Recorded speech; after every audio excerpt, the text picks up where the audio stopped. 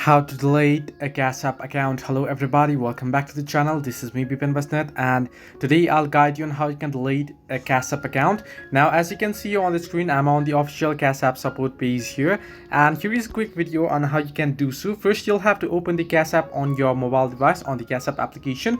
Then you want to tap on the profile icon at the home page that you'll find at the top right corner of your screen, and then on your account balance in the upper left corner, that is, then scroll down and select the cash support option.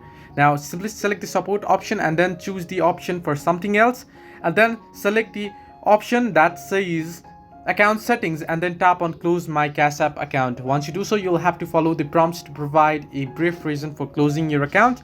After you have done so, you'll have to confirm your identity and then review and confirm your closure. Wait for confirmation and then you'll be able to delete it. So this way you can easily delete your Cash App account. Hope this helped you.